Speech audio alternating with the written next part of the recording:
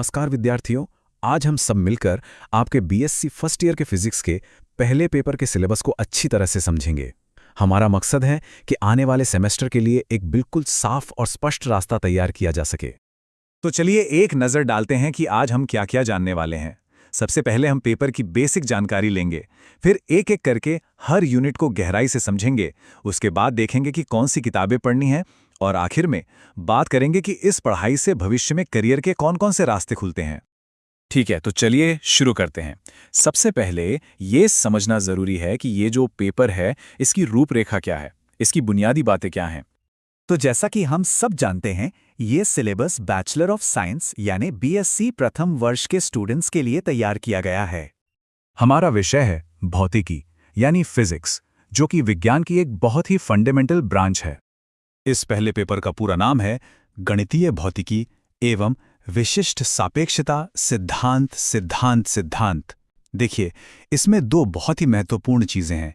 एक तो वो गणित जो भौतिकी की भाषा है, और दूसरा आइंस्टाइन का वो क्रांतिकारी सिद्धांत जिसने दुनिया को देखने का नजरिया ही बदल दिया। और हाँ, ये एक कोर कोर्स है।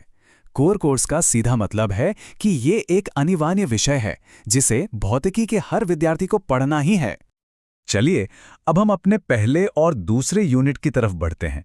इन्हें हम अपनी पढ़ाई की नींव कह सकते हैं।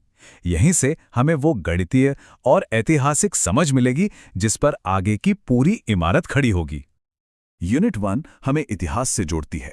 यह जानना बहुत दिलचस्प है कि गणित और भौतिकी में भारत का कितना शानदार योगदान रहा है। हम आर्यभट्ट और भास्कराचार्य जैसे महान वैज्ञानिकों के बारे में पढ़ेंगे और देखेंगे कि कैसे उनके गणित का इस्तेमाल उस समय भौतिकी की समस्याओं को सुलझाने के लिए किया जाता था।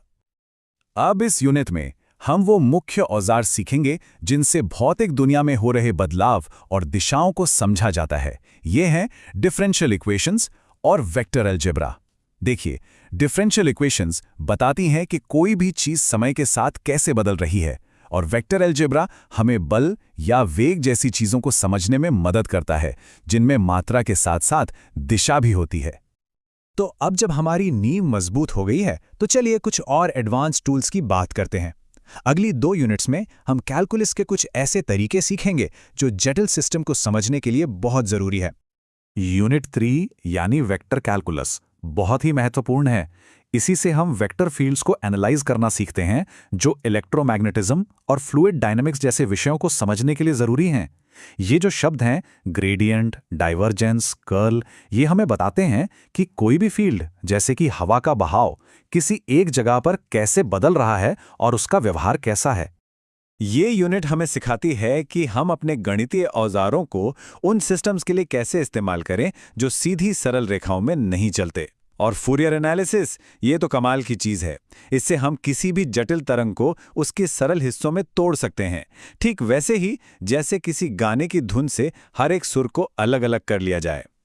तो चलिए अब हम इस पेपर की आखिरी और शायद सबसे दिलचस्प यूनिट पर आते हैं।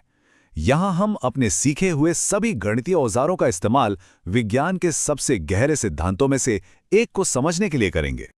यूनिट 5 में सबसे अहम बात है उन अभिग्रहितों यानी पोस्टुलेट्स को समझना जिनकी वजह से टाइम डायलेशन यानी समय का धीमा हो जाना और लेंथ कॉन्ट्रैक्शन यानी लंबाई का सिकुड़ जाना जैसी हैरान करने वाली बातें सामने आईं।